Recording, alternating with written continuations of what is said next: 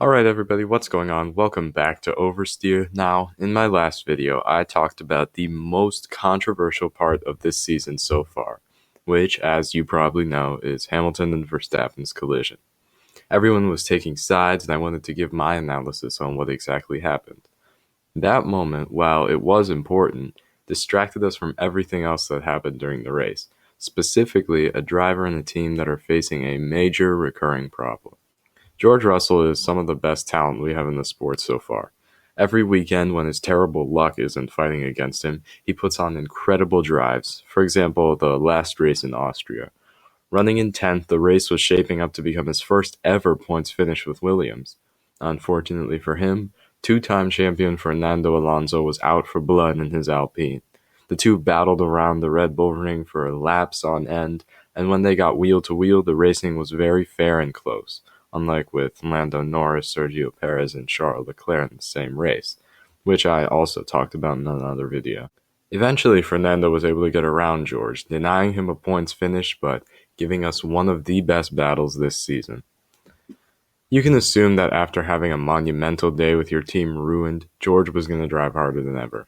On Friday, before the sprint, he threw down an absurd lap, getting him into Q3 and securing 8th place. In the sprint, he made contact with Carlos Sainz and received a 3-place grid penalty for the race, leaving him in 12th. And unfortunately, on race day, even though he was in 11th for a bit of time, he wound up back in 12th. So what the heck happens? They call him Mr. Saturday, and now Friday, for what he can do during qualifying, but once that race comes around, he loses all that ground. George himself has his own theory on why this happens, and here's what he said. It's always a bit disappointing when we go backwards on a Sunday, but ultimately it's because we keep out-qualifying the true pace of the car. And how we keep doing that, I don't know, Russell said. To battle with Aston Martins, Alfa Romeos, Alfa Tauris, even like a Red Bull today, it makes it so difficult. But it's been 3 top 12s in the last 4 races, fighting for points in 3 of those. I guess before these last 4 we would definitely have taken that, and we seem to have made a small step forward.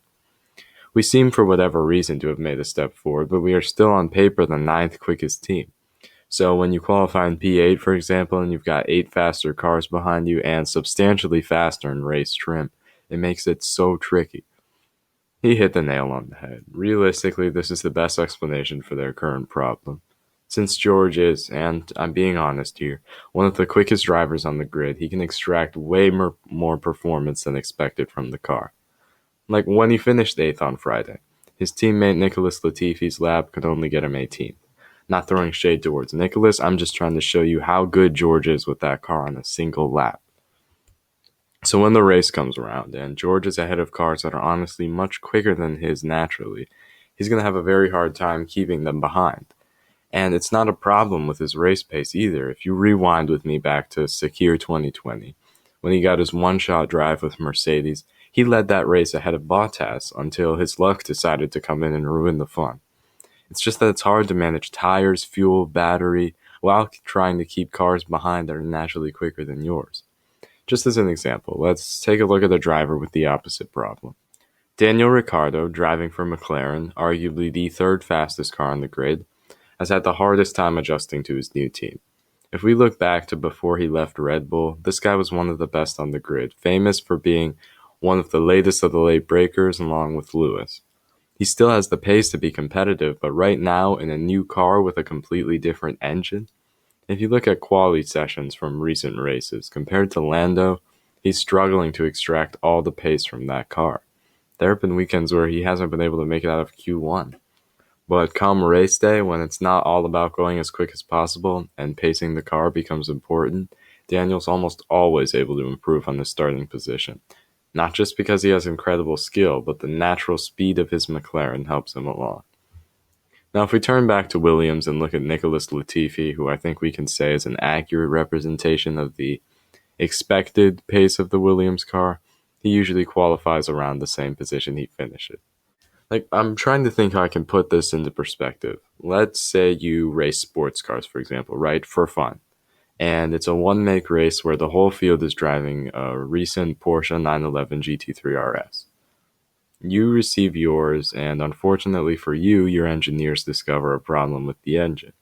You can still compete during the weekend, but you'll have a lack of power. So you get out onto the track and get ready to do your quali lap. You're one of the more skilled drivers on the grid, but the loss of power will hold back your true potential. Doesn't matter, power or no power, you came here to race. Through every corner, you brake as late as possible, trail brake to avoid locking up, attack the apex, straighten the car out, and get on the power early for a great exit.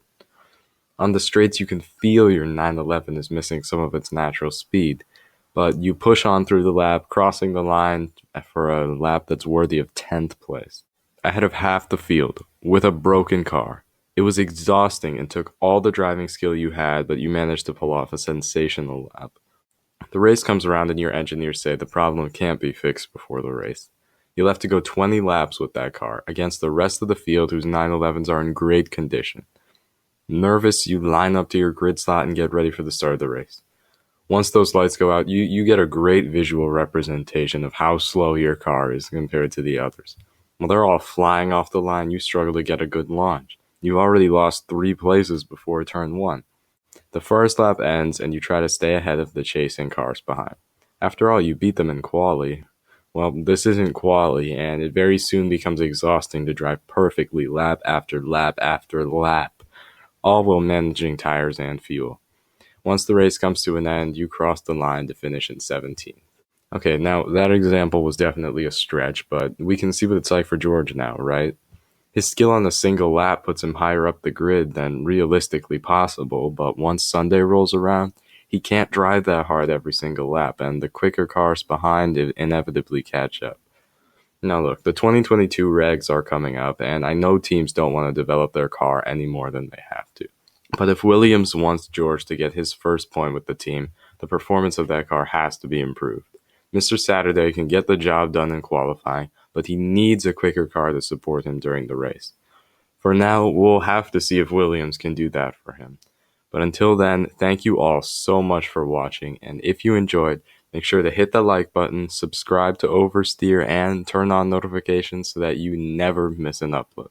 I'll see you guys in the next video. Have a good one.